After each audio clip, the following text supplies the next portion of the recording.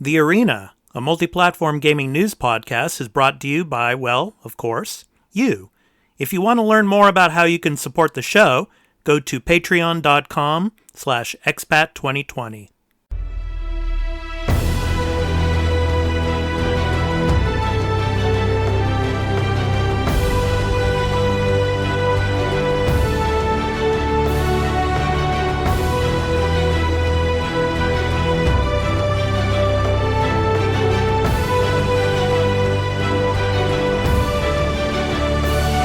Hey everybody, this is The Arena, a multi-platform gaming news podcast. This is episode 10.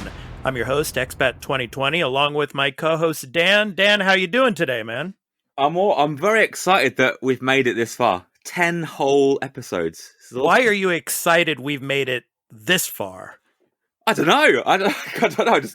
I just didn't think we'd get this far. But I'm good. I'm delighted that it has. And I'm looking forward to the big 100. Yeah. We'll save that for later, man. Yeah. Yeah. So today we have another special guest from out in Canada land, the land of maple syrup, the land of moose, the land of moosehead beer. My streaming friend on Twitch, Dano420Toker. Dano, how you doing today, man? Hey boys, how's it going? Doing good. Not bad. Ready for an exciting podcast. This is my first one I've ever done. I'm pretty excited. Oh, no way. That's so awesome. Yeah, cool. So for the listeners out there, Dano, why don't you tell everybody about yourself and, what kind of gamer you are and what games you're playing, at the moment? I'm a Canadian, eh? New dude to boot it. Yeah. I just got a PC probably back in December. Besides that, I've been a huge PlayStation guy. Just started streaming. It's been a year, June. Mm-hmm. But right now I've been gaming really hard on Rogue Company. I don't know if you guys ever played it or even seen me play it, but everyone's got to get on Rogue Company. It's an open beta right now. It's free. Oh. It's so much fun though. Just a basic, kind of search and destroy kind of thing. You got two teams. You got a plant. Diffuse. It's fun. I see. Oh yeah, that's good. All right. So before we jump into what Dan and I have been playing, I want to tell everyone out there that you can head over to the Arena multi-platform gaming news podcast, where you can find us on any podcast app for iOS or Android, as well as on Spotify and Amazon Music. Just download your favorite podcast app or open Spotify and search for The Arena, a multi-platform gaming news podcast. Subscribe, follow us, post a review, and leave us questions, comments, and feedback if you like, if that feature is available there, and spread the word about the podcast. We also have a website for the podcast at expat2020.podbean.com, where you can follow us and leave questions and comments as well. Also, if you'd like to support the show and get early access to every episode and listen ad-free along with other perks, please visit patreon.com/expat2020 for further details. You can also follow us on Twitter at The Arena, AMPGNP. That stands for a multi-platform gaming news podcast. Finally, the podcast will also be uploaded to my YouTube channel at Expat2020 Gaming, so you can go there to listen and subscribe and click that notification bell for future podcast episodes, and also leave any comments or questions you might have that we might read on a future episode. So Dan, what have you been playing this week, man?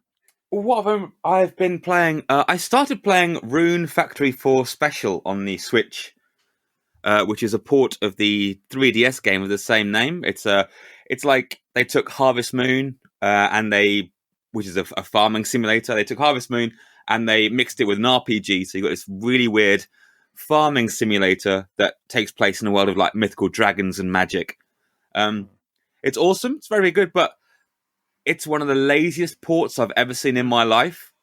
It literally looks like a 3DS game on your Switch. They just took everything and upscaled it to match your screen. Now, I only ever play Switch on the TV, so it's really noticeable. Like, obviously, some of the textures are really low res. Some of the in-game assets are really low res. Anything 3D has about 12 polygons in it, so you get this really janky 3D stuff. I imagine if you played it on the handheld mode, it would look way better, but on a full screen, oof, But that doesn't matter because the game is actually it's actually really solid, really fun. So I've been playing that, and I've been playing Mario Sunshine, which I've got to be honest has been a bit of a grind. After playing the amazing Mario 64, going to Galaxy, it's it's it's rough. I love Mario 64.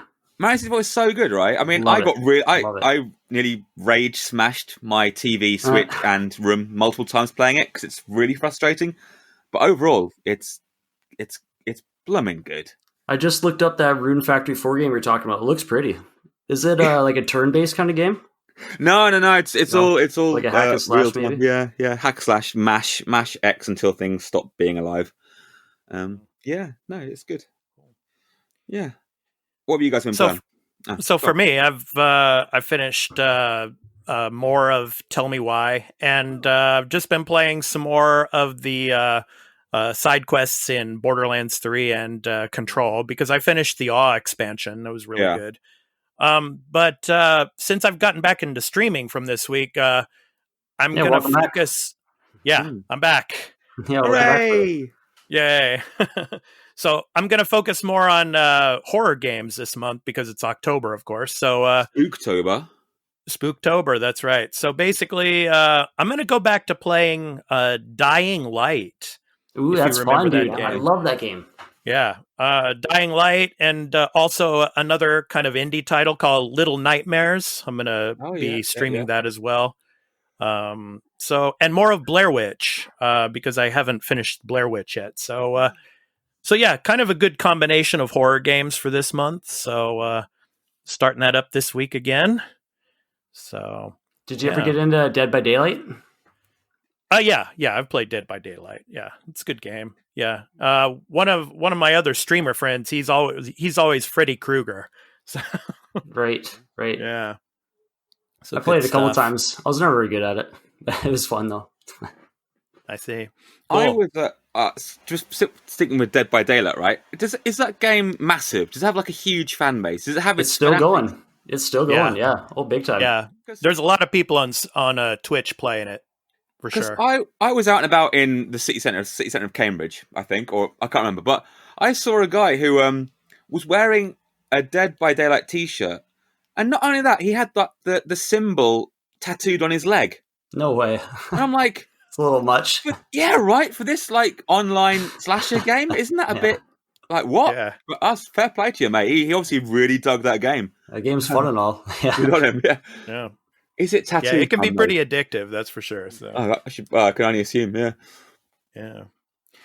Okay, let's jump into the news stories. We have a few news stories this week. So the first one is we got a leaked image of Bethesda's Starfield. So images from Starfield, Bethesda's new IP in more than 2 decades, have reportedly leaked for the first look at the upcoming RPG. Not much is known about Starfield, which was revealed by Bethesda at E3 2018, aside from the fact that the RPG will take place in space. The leaked images have been shared on various social media platforms, and on Twitter, at Okami13_ shows 3 different pictures of the leaked images. For example, one is of a spacecraft, which is detailed and may mean that it is the player's ship, while the image of the gauge apparently shows oxygen and gravity, among other things. The third image may be the first look at Starfield gameplay. The gauge from one of the images is seen in the lower left, with the on-screen character wearing a spacesuit and what appears to be a jetpack. Health and stamina bars are also seen at the lower right, on top of what looks like weapon and ammo trackers. It remains to be seen if the leaked images are real, but according to gaming news channel Skullsy, they were from an early build of Starfield. So a tweet from Skullsy was that says, "I can now say confidently that an anonymous source contacted me and verified that the recent leak is indeed real, and the images came from an early build of Starfield from 2018. So, yeah. this will be the first IP in over 2 decades. So yeah, what do you guys think of the upcoming Starfield? Are you guys hyped for this? Hype. Dan, what do you think first? Yeah. Yeah, probably. Yeah, I don't know much about it, to be honest. It sounds a bit like Outer Wilds, but obviously it'd be a bit more serious because that's what. It could be like Mass Effect in scale, though. I would think. Kind of looks like that'd it. That'd be good. Yeah. Speaking of which, there's more rumblings of the Mass Effect HD remake coming out, which is awesome, which I really hope will happen. But anyway, back to your story. I'm up for it. Sounds good. Bleh. Yeah. Dano, what about you, man? What do you think of this? Well, this is honestly my first time ever hearing about it when you sent me the what we were talking about. So I looked it up. The pictures look neat. The graphics look good. I've never been a big space guy. I was never into Star Wars or Star Trek. Nothing against it. Just I've never actually been into it. The only space thing I've really liked was Star Fox back in Nintendo 64 days. So I probably wouldn't play it, but I get it. It looks pretty. Looking forward to people talking about it. I'll probably watch it on Twitch. Yeah, just like Dan and I were talking about last week with the Bethesda purchase, we still don't know whether or not Starfield will be exclusive only to Xbox and PC. I bet you that remains to be seen, but or it could be a timed exclusive. It's could be both. I bet you a copy of the game will get it on launch on both machines. Yeah, either that or it's going to be a timed exclusive where Xbox and PC get the rights for like 6 months to a year, and it's on Game Pass day one, Game Pass Ultimate, and PlayStation players might have to pay $70 for it. Who knows? We shall see. We don't know any of that yet, so we shall see. Okay, let's move on to the next story. So, did any of you, Dano, actually, have you pre-ordered a PS5 or a Xbox Series X, Series S? This is my first time in a long time I'm not, just because I just got into the PC realm. Yeah. So I'm taking a step back and I'm going to just stick with my PC. I have not pre-ordered anything. Yeah. Awesome. So this, and I already know Dan's situation with this, and with the pre-order. There's Dan, you're not pre-ordering, of course. And again, same thing, same as Dano there. This is the first time, right, in 100 years years, weird. I haven't been, haven't had something, on in my basket at launch. I had a PS4 at launch. I had Xbox One pretty early in. I had GameCube at launch, Wii at launch, N64 a couple of months in. So it's the first time I've been like, I'm not fussed about what's coming. So yeah, it's strange. Okay, so this news story is basically about pre-orders, and Amazon has been sending out warning emails. Yeah. So as the world's largest online retailer, it made sense for millions of people to try and order PS5 and Xbox Series X through Amazon during launch over the past couple of weeks. While the Amazon site did seem to be in somewhat better working order most of the time than in its online rivals, if you did manage to pre-order a next-gen console from there, you have probably been unsettled by a recent email you've gotten from them. And this is from the text of the emails. It says, quote, "We're contacting you about your order of PlayStation 5 or Xbox Series X, Series S, to let you know in advance that you may not receive this item on the day it is released due to high demand. We're making every effort with the supplier to procure more inventory. We will provide additional updates once more information becomes available," end quote. So a wave of these went out when PS5 pre-orders were done. Then some people got them from Xbox nearly as soon as they ordered one. So that's not good. Yeah. A lot of people are probably going to be pretty unhappy that they're going to have to wait maybe a week or two to get their consoles. Well, no one should be surprised at that. I mean, this is like such non-news. This has happened every single console generation ever. I remember when I pre-ordered my Wii, getting emails like, "Oh, you might not get it." Oh, it's just, this is par for the course now. It's like no one should be surprised at this news. You remember when the NES Mini came out? When people were selling it for like $400 and stuff on Kijiji on the internet? You can already see there are already PS5s on eBay for like $5,000. Yeah. Oh, that's crazy. It's lunacy. Yeah. People don't buy from scalpers. If you buy from scalpers, No. just get help. Yeah, for sure. Yeah. There's something wrong with you. I remember I wanted that NES Mini so bad. I went to the store every single day for like 2 weeks. Oh, good on you, man. That's awesome. Never got it. Oh. I tried. Darn it, I tried.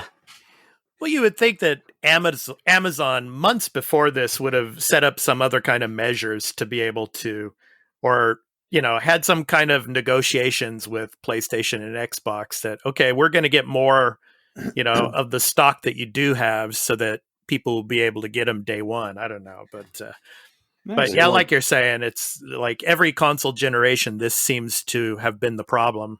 Of course it is. Yeah. It's just one That's of the why things. manufacturing, right? They can only pump out so many in a day.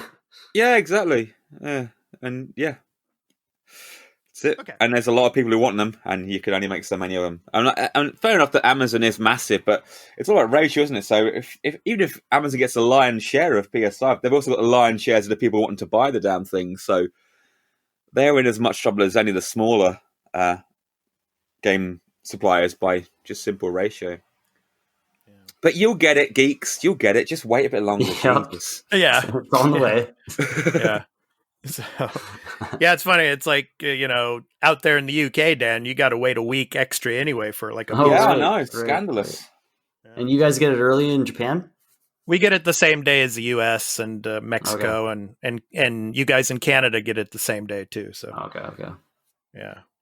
But like I was telling Dan, and like we've said before on the podcast, I mean, back when the PS4 came out here in Japan, we had to wait for almost 3 months.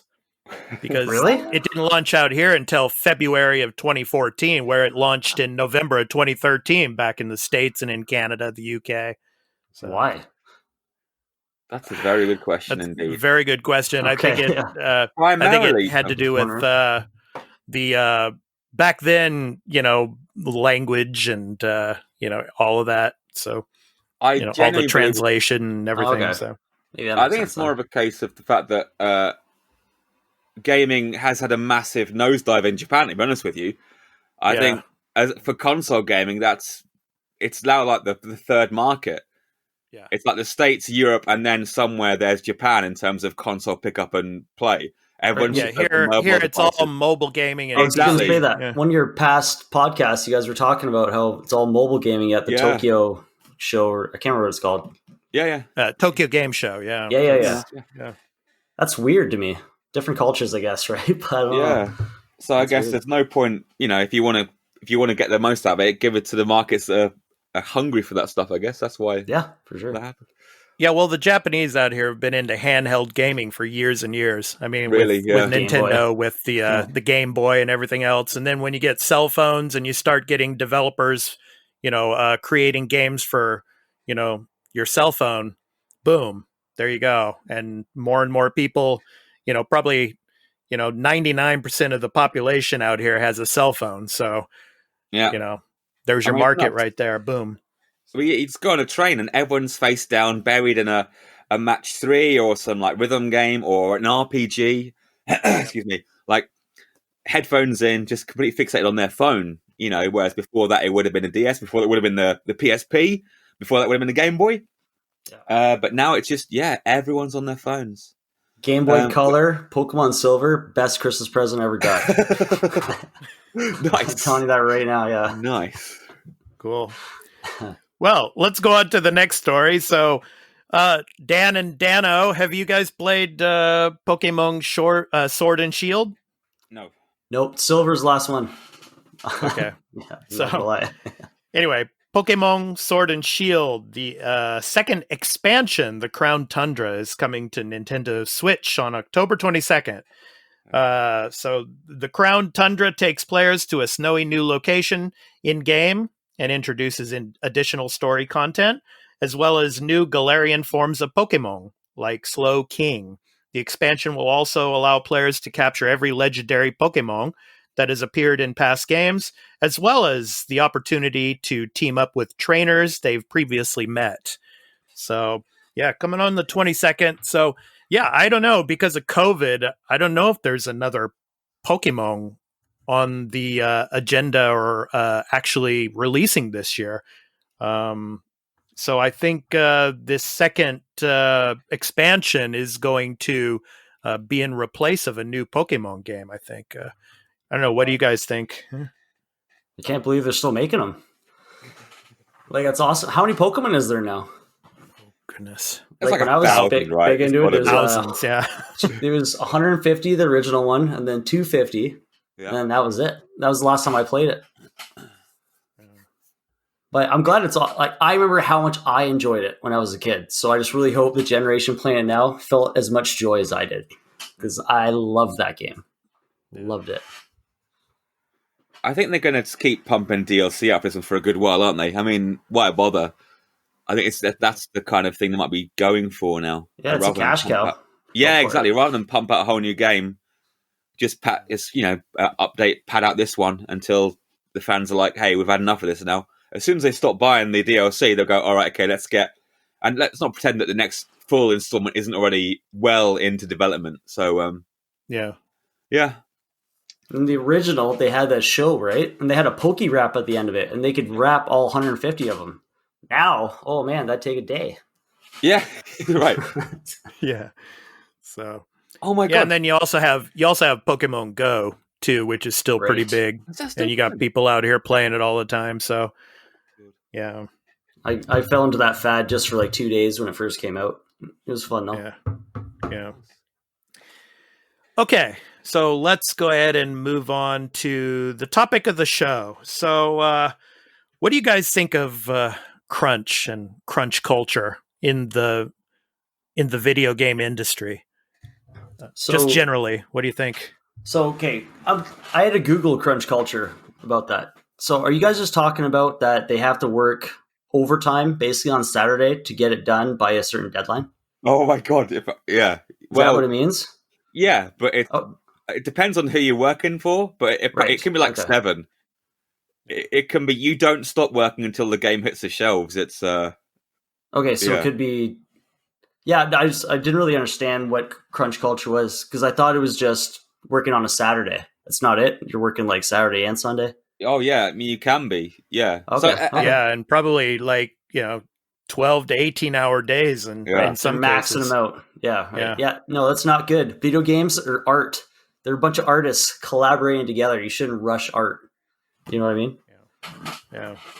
But so anyway, I guess there's deadlines. Sorry. Yeah. No problem. So what I want to do is a lot of this came up with Cyberpunk 2077, in the news that was, coming out this week. So I want to go ahead and read some of this so that we have some background of what is going on there. So Cyberpunk 2077 developer CD Projekt Red has told employees that 6-day work weeks will be mandatory ahead of the game's November 19th release date, even though the studio has repeatedly and explicitly promised it would never do that. So on 2 separate occasions in 2019, studio founder Marcin Iwinski told game journalist Jason Schreier how it would address crunch, once even saying that, quote, "we want to be more humane and treat people with respect," end quote. It seemed pretty clear from excerpts like this that mandatory crunch was not going to be a part of it. And so part of the conversation between Jason Schreier and Iwinski, Jason Schreier says, if I'm a designer at CD Projekt Red and I say, what, I have kids, I have a family, I'm going to work from 10 a.m. to 6 p.m. every day, and that's it, even until the very end. Am I going to be okay with that? So, and Iwinski says, yes. No matter what, yes. So you can commit to that. We've committed to that already.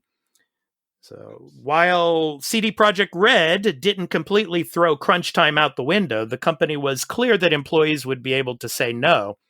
In one interview with Kotaku, Iwinski said that the studio would have a, quote, non-obligatory crunch policy, end quote, meaning that while the company could still ask employees to work overtime, it would not be, quote, end quote, mandatory.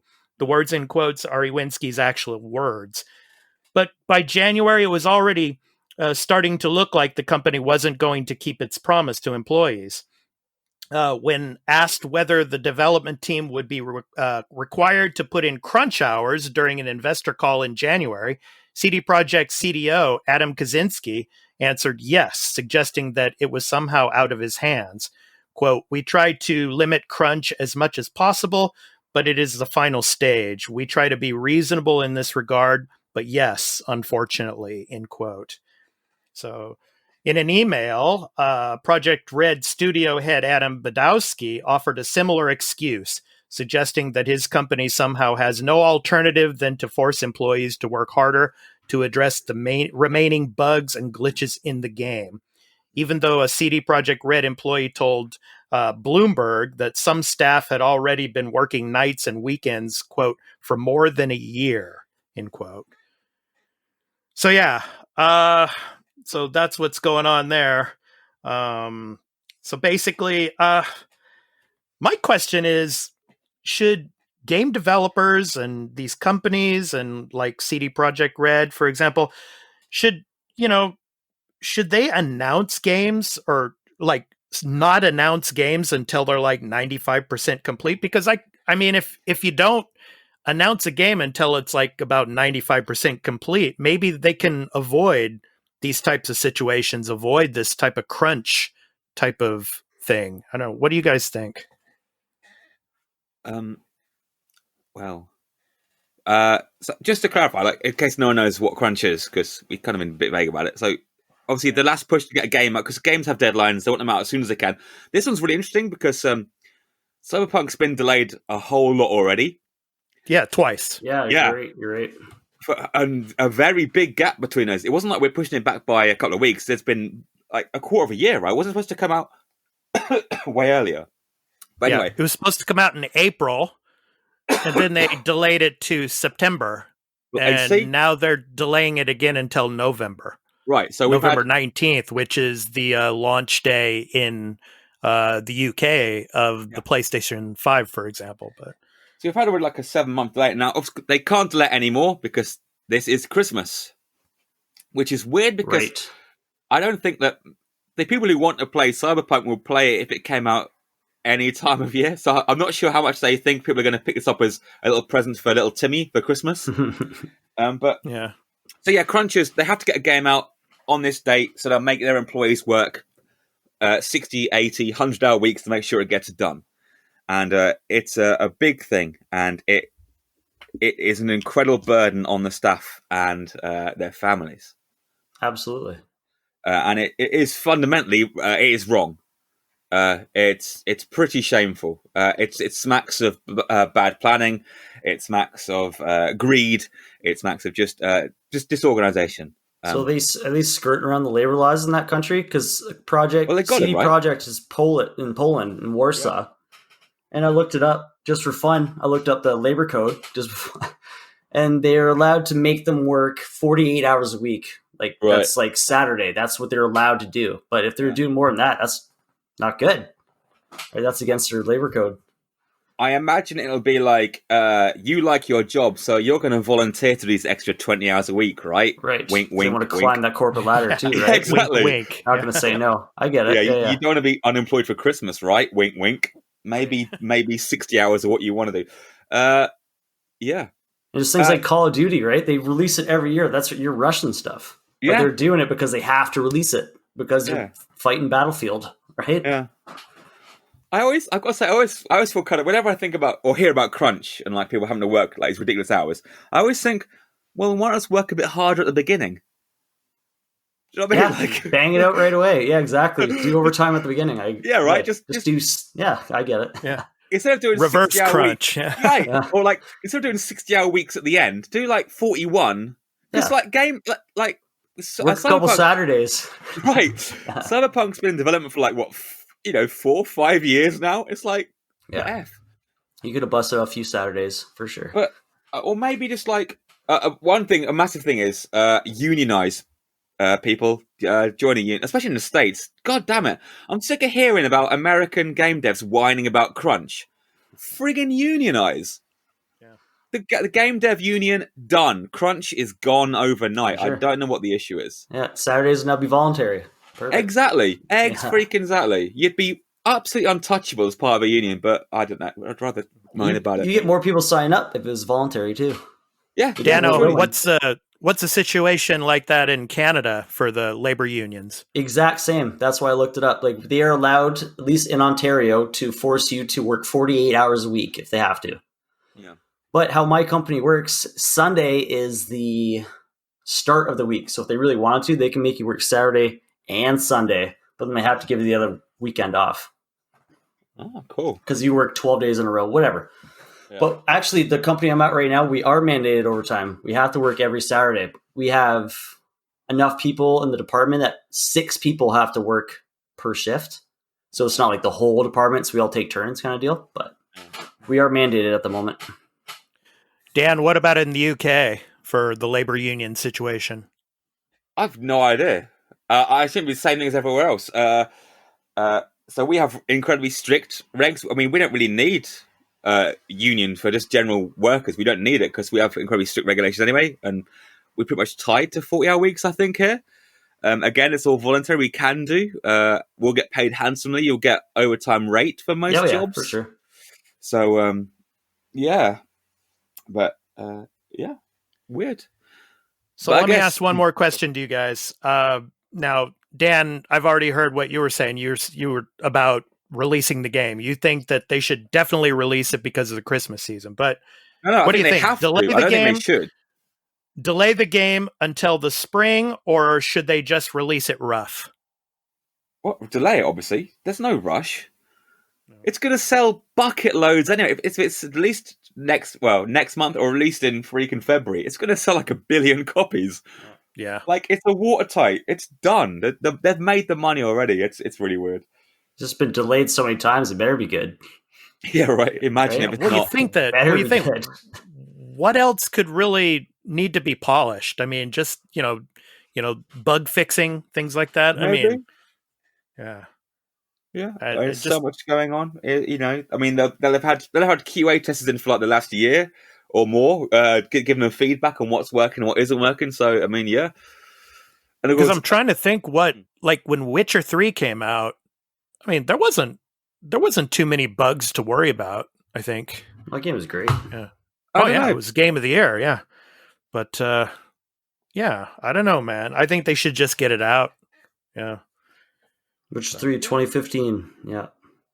Yep. I think they pride themselves on, as CD Projekt Red, like they said, they desperately try to not do this. That's their bag. They're very much, we care for our developers, we care for our fans, we do things our way because they're not typical of the industry. Like being anti-crunch isn't industry typical. That's the opposite, So, and they treat in theory, they treat their staff and their customers with utmost respect, which is also missing from the rest of the industry. So, for them to do this, it must be serious. So, I don't know. Maybe they came up with something impassable that they had to, So, yeah. It just sucks because video games are a whole bunch of artists coming together, collaborating. Totally. You know what I mean? And you can't rush art. You can't. No. It's all about money, but whatever. Is what it is. I'm probably going to buy it, so it's okay. Yay! Yeah, that's the thing. You can't rush it until a certain extent. Once because you're going to lose your clout. Bigwigs say you got to get it out, then there's heads are going to roll. Yeah. Weird. All right. So thanks, guys. That was our topic of the week. So now for October, we're only 1 month away from the launch of the next generation consoles. So we're going to be doing in October a special segment with our guests. It's basically our best and worst memories of the console generation. For example, the PlayStation 4, Xbox One generation. For example, what will you remember the most about this console generation? What will you want to forget? And finally, what games stood out the most and what games stood out the least for you? So, Dano, since you are our special guest today, I'd like you to tell us and to tell our listeners, what was your best memory and your worst memory of the PS4, Xbox One generation? No, I don't mean to be a cop-out on this one, but it fits both categories. Very polarizing subject, but I was addicted to Fortnite for like a year and a half. Oh, wow. Like I'm talking, I'd I dream about it. I go to bed thinking about it. Like, I go to work, talk to my friends about it. It was bad. So that is the best and worst game I've ever played in the PS4 era, hands down. But I still like it to this day. Like, I dabble in it, but they have this stupid cars in there now, so I don't want to play it. But that honestly had me by the boo-boo for way too long. Yeah, I remember watching your stream with you when the downloadable content came out with the cars, and you were just like, I hated it, man. You that were was probably the last freaking time I out, played man. it. I think that was the last time I played it. Yeah. you know, Yeah. That was the last time I played it. Yeah. yeah. Oh, it was so annoying, wasn't it? Yeah. Oh, it was so bad. But probably The Last of Us. I have yet to play the second one, so please don't ruin it for me. I'm way behind on that one, but I really, really enjoyed The Last of Us series too. Just gotta throw that as a honorable mention. But Fortnite had me though. It had me. It did. So, Dan, what about one of your best and worst memories of the current generation of games? So it's probably probably Bloodborne. It's the best thing about the PS4 generation. Like I said, it was amazing. It taught me I've been playing games wrong most of my life. It taught me how to play games, which is staggering. After 30 odd years, that's an amazing achievement. So that's the best thing. The worst thing, probably I'm probably paying for PlayStation Plus at the beginning when there was nothing. There was no, because I don't play multiplayer. I bought PS Plus just to get the extra games and stuff, and the absolute dreck that was the first few months of PS Plus was pretty damn bad. My Xbox memories. I remember buying it. I remember buying it and playing Retro Replay, and then going, "Oh, that's good," and then immediately playing on my PS4 again. I've never pegged you as an Xbox fan. I'm not anti-Xbox. Actually, don't get me wrong. Yeah, but, you were really big on the Xbox 360. Yeah, this is what I keep saying, because you think I'm anti-Xbox, which really I'm not. Because I was hardcore 360. It's just the fact that the Xbox One sucked. Yeah, everybody was a 360 fan. I had one too. It was funny on Twitter. One of our fans was sent me a DM and was asking, "Why does Dan hate Xbox so much?" Yeah, and I'm like, he doesn't hate Xbox. He just likes to make fun of it. And you know that you were a big Xbox 360 guy. But really? then, with collection of games. Yeah, everyone with that E3. Yeah, E3 when they announced the Xbox One, that was what kind of won you over to PlayStation, I think. Yeah, that they did it. They did it to a lot of people, I think. But I love my 360. I've got a huge 360 collection of games. I've got nothing against Xbox. Just that they've completely screwed the pooch since then. I didn't get a PS. I wasn't a Sony boy until like the last 6 months of the PS3's lifespan. I was I didn't get it till like a year before the PS4 came out, or something mad like that. I think I got it in like late 2013. I got my PS3. So I'm definitely not a Sony. PS1 with the Twisted Metal 3. Oh, that was so cool. Yeah, I had them all. So cool. Yeah, that was a hell of a game. But on Xbox though, that Rare Replay. Oh, that's amazing. It's cracking. The Banjo-Kazooie games and everything. Perfect Dark. Yeah, really good stuff. Retro gaming's my jam. Nice. Cool. But it was that's the only memory I have of that the Xbox. But it was a good generation, I think. All right. So next week we'll be doing with our guests. Next week we'll be doing this special segment of our reminiscing of the current generation as it basically enters its sunset, and as we get into next month and get into the new generation with the PS5 and the Xbox Series X, Series S. So we will come back to that next week. So now let's move on to Dan, your retro topic of the week. Retro topic of the week. Brilliant. That's so good. So this week, I believe it's this week or just about this week, Console Wars, the documentary, came out. On what? I believe it's CBS All Access. I see. I mean, I know it's that because I paid for it. That's how I watched the program. Okay, so I got to pay for it. Oh, I'm gonna look that up. That sounds good. So we've talked about this before, haven't we? Back in the day when I was still living in Japan, I read the book called Console Wars, all about the fight between the amazing stories between Sega and Nintendo. Yeah. And I've been watching it, and I've been thinking about it all week, really. I'm trying to get everyone else to watch it. I didn't realize there's going to be a little mini series coming out for it. So it's going to be like a 6-part or so, a multi-part, in-depth documentary, but not a documentary about it. Because the thing about the book is, it's like written like a novel, like a story. Yeah, it kind of plays out like The Social Network. Yeah, that's the film, isn't it? yeah.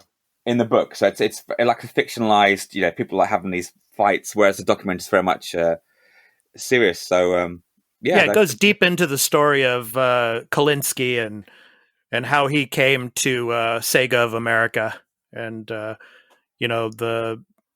they built up Sega of America, and then the towards the end of the book, basically how the squabbles between Sega America and Sega of Japan basically destroyed the launch of the Saturn.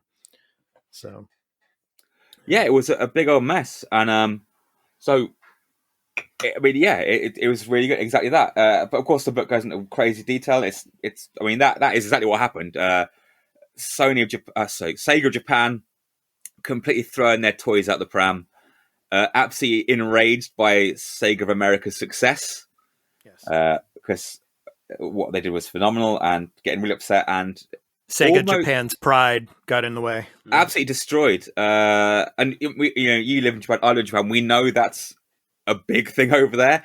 Yes, and it's obviously it's sometimes to their very detriment. They would sooner, they'd fall on their own swords at any given opportunity. But when you look into it and how they actively sabotaged their own success in the States, it's utterly bonkers.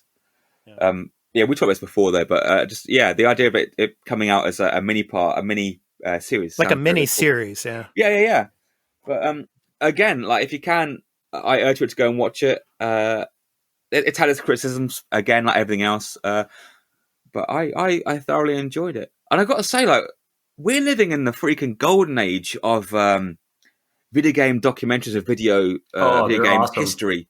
Right? There's so much out there right now. Yeah. There's so much. With High Score recently. Right? Oh, yes. We've got so good. High Score was so good. We've got this. We've got a bunch on Amazon Prime. We've got Atari's Easy to Learn, Hard to Master. We got King of Kong. We got Did you see the one about that Snakes game where the guy gets a billion points? Yeah, with Nibbler. Nibbler, is that what it's called? Yeah. The guy spends there for like 3 days. Yeah, this is it. They had events where you literally had to stand up, and how they got around it was like, well, spoilers, but they had to play a game for 3 days straight. So what they did, they'd bank all these lives. Yeah, to go take a shit. Right, go for a wee and a bit of cake. And then as their lives just counted down, they kind of rushed back and caught themselves up. It's amazing. Yeah. So you got to take a nap, right? He's got to sleep too, right? Yeah, they bank the lives, takes a nap. It's lunacy, but sorry about that, X-Bot. I didn't mean to swear there, buddy. No, man, that's okay. No problem, man. Getting excited. No problem. But it's a great documentary. Yeah, we got so much, and the Bedroom to Billions, the PlayStation the PlayStation Revolution came out on Blu-ray a couple of weeks ago. I can't believe how much amazing material there is out there. If you're interested in like how games got to where they are now, there's just so much out there now. It's it's brilliant. There's so much stuff to watch. So go check it all out, people. Get caught up. Cool. All right. So that's Dan's retro topic of the week. So console wars. Yeah. So again. Yeah. Go check that out. Yeah. So next up, the new and upcoming video game releases from Metacritic. So this week, the week of October 5th through the 11th, we have 4 games on the list. So 4 games this week. Yay. So, yeah. So the first game is Ride 4. I don't know if any of you have played Ride before. No. So Ride 4? No. Ride 4, yes. Comes out on PlayStation, PC, actually PlayStation 5 as well. It's coming to Xbox One and Xbox Series X. So are you ready to live the best gaming experience that a motorcycle fan can get? Ride 4 will spark your competitive soul with hundreds of bikes, dozens of tracks, and a whole new level of realism. So racing simulation and automobile sim as well. So coming on the 5th. Cool. So Ride 4. Yeah. So maybe it's kind of similar to Dirt, the game called Dirt. I'm not sure, but I guess I think it's more track based, isn't it? I think it's definitely has a more motorbike focus, hasn't it?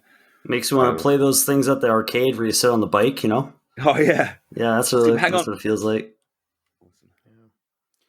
Okay, next, Bend 10 Power Trip comes to PlayStation 4, Xbox One, PC, and Nintendo Switch on October 9th. So Ben and his family are enjoying their European vacation until evil magician Hex unleashes the power of 4 mysterious crystals.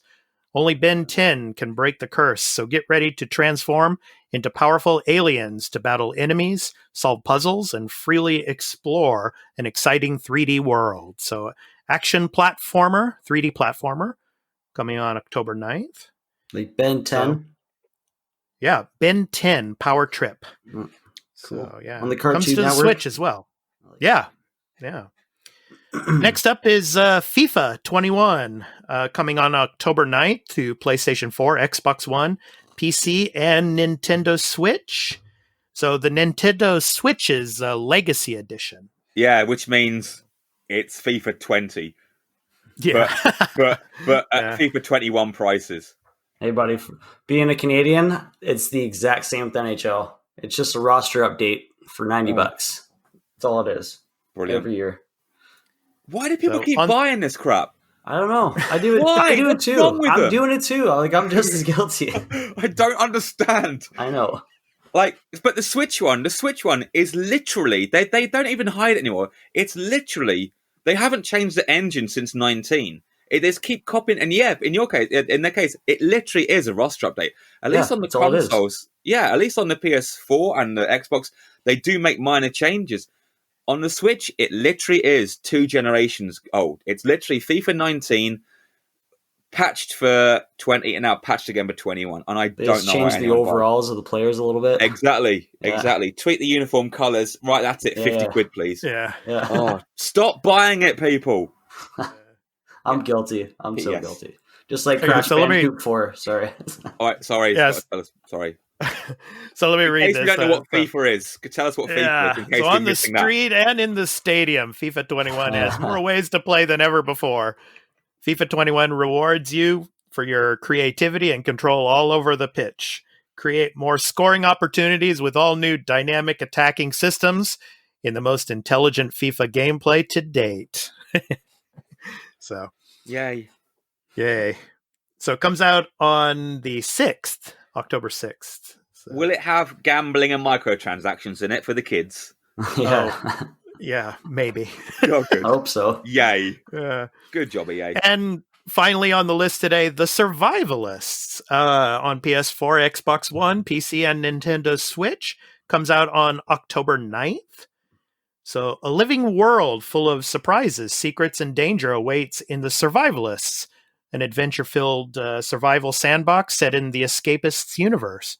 Explore, build, craft, and even train monkeys with up to 3 friends in a desperate bid to survive. Have you got what it takes to be a survivalist? So action, adventure, survival, coming out on the 9th. Jolly good. So of those 4 games, what do you guys think is the best? What's your pick for this week? So we have Ride 4, Ben 10 Power Trip, FIFA 21, and The Survivalists.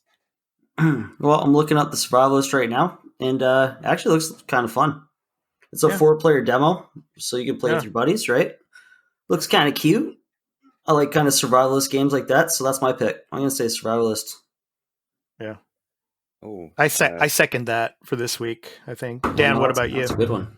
I think I'm going to read a book. yeah. I don't know. Yeah.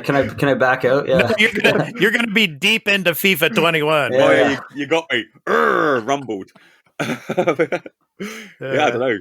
It's weird, isn't it? Because there are what, half a dozen platforms right now, and we've got 4 games.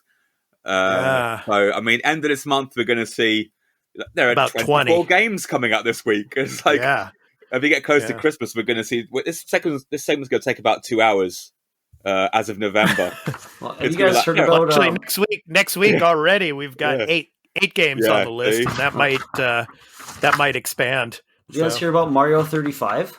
Oh yeah, of course. There's that came out. That Yeah. came out. That I counts. was fucking watching. Sorry, I mean, I swear. I was watching that earlier, and it was great. It's just 35 people. They're all racing, trying to beat the levels quickest. I think. Yeah. I think that's what I was watching. But No, probably. Yeah. yeah, it looked like a lot of fun though. Like I think I could win when I was watching it. You know, All right. Get I might involved. not, but it gives me that more gusto. What about Mafia? Sorry. oh, the definitive edition. Yeah, that's I love really the Mafia good. games too. Yeah. That narrative is amazing. And yeah, I've been watching some other streamers playing it, and it looks really good. Looks Mhm. really sweet. So, yeah. Hmm. I don't know. Yeah, I've been asked which have I liked out of 1, 2, and 3 the most, and it's really difficult to pick between 1 and 2. I think Yes. Oh, I was so happy you said that. 2, I Third's think, terrible. yeah, 2, I think grips me a little bit more, but 1 was amazing as well. Dan, what about you on that? I've The only Mafia played- series. I've only played 2. I got it free with PlayStation Plus. Oh, you never played the yeah. first one? Oh. No, I haven't. But now it's had this remake. I might get on it because I remember when it came out back in the day. Like I said, it was I think it was before. I think PS2. it was incredibly PC intensive. Like you had to have a pretty good machine to run it back in the day, and I didn't. So I kind of let it pass me by, and I only played the sequel when I got it for free, and it was amazing. So yeah, I think I'll go back and play this one actually. Yeah, do it. I was just gonna ruin something. I'm glad I didn't. I want you to play Oh, it. good choice. Yeah, I was just gonna say something. I was. Yeah. No, I would like to play that. Yeah, it looks good. The third one's terrible. Don't play it. Yeah, I've heard nothing but bad Don't things. do it. Yeah, it had so much potential though. Like, Yeah, the it idea did. of obviously like a minority as the main protagonist. Yeah. In that very tense In Louisiana. environment. Yeah, it was in the 60s. Yeah, it was Yeah, bad. the Vietnam It was bad. era. White-only the stores. main character had come Yeah. back from the Vietnam War. So Yeah, that did intrigue me. Then I heard all the bad press. I was like, oh, I forget it then. Yeah, man. And I how bought it that's- on how they launch. actually- I got ripped Yeah. off. Yeah. Oh no, That's $20 for sure, tops. For Yeah. that one. Huh. It's just my opinion. and probably Mafia 4 is going to be coming pretty soon too. We Oh, should be I hope hearing it's some good. more news about that. So I hope it's really good. okay, so before we conclude the episode, I want to let everyone know once again where you can find the podcast. You can head over to The Arena, a multi-platform gaming news podcast, where you can find us on any podcast app for iOS or Android, as well as on Spotify and Amazon Music. Just download your favorite podcast app or even Spotify and search for The Arena, a multi-platform gaming news podcast. Subscribe, follow us, post a review, and leave us questions, comments, and feedback if you like, if that feature is available there, and spread the word about the podcast. We also have a website for the podcast at expat2020.podbean.com, where you can follow us and leave questions and comments as well. If you would like to support the show and get early access to every episode and listen ad-free, along with other perks, please visit patreon.com/expat2020 for further details. On social media, you can find the podcast on Twitter at the Arena AMPGNP. That stands for a multi-platform gaming news podcast. And you can follow me on Twitter and Instagram at expat_2020. And on my YouTube channel, Expat 2020 Gaming, you could see my latest videos related to new game releases, game trailer impressions, as well as this podcast. You can also find me on Facebook at Expat 2020, and I have a Discord named the Expat 2020 Arena, where all of you are welcome to discuss anything and everything related to video games, as well as leave questions and comments for the podcast. Finally, I'm a live streamer and a Twitch affiliate, and you can catch my live streams on twitch.tv/expat2020, as well as on my website for content creation at expat2020.live. So yeah, I'm back to Twitch streaming now. And so this month, like I said at the beginning of the podcast, I'm going to be focusing on a lot of horror games this month. So Dano, where can people find you on social media, man? I am at Dano420Toker on Twitter and twitch.tv/Dano420Toker. For the longest time, I was rocking retro games for a bit there, but I've been really into Rogue Company recently. It's an awesome game. I suggest everyone grabbing it. Yeah, look me up. I'd love to play. I'll play with viewers. Let's do it. Okay. Thanks a lot, man. And we really appreciate you coming on the show, and Thank we you. hope to see you again in a future episode, man. Thanks for coming out. I had a hoot. That was great, boys. That was awesome. Cool. You have a great little show you got going here. Yeah. Dan, for any of the new listeners out there, where can people find you on social media, and what's going on at the Center for Computing History this week? You can't find me. So on our Podbean page, there's a link to my YouTube channel if you're desperate for, or if you like some sort of weird AMSR thing. But I am actually got a new series. I've got a new idea for a series I'm working on at the moment, so I might start publishing some things on my YouTube channel in the near future. At the Centre for Computing History, what's going on? We're getting ready to reopen. I uploaded a video of my good friend Adrian talking about the Commodore Max. So if you're interested in weird Japanese microcomputers, go to the Retrotech Archive on YouTube and watch that video. That was very good indeed. But other than that, yeah, not much going on round here. Okay. Well, thanks, Dan. So to finish the show today, we're going to do our indie recording artist spotlight. So today's spotlight is on Mac A. DeMia with his blend of cold electronic sounds and glitch hop from his album titled Power Play. And the song is called Smoothie Moody. So this is Expat 2020, along with my co-host Dan and our special guest, Dano420Toker. This has been The Arena, a multi-platform gaming news podcast, episode 10. We hope to see you in the next one. So take care, everyone. Peace out. Bye. Everybody, bye.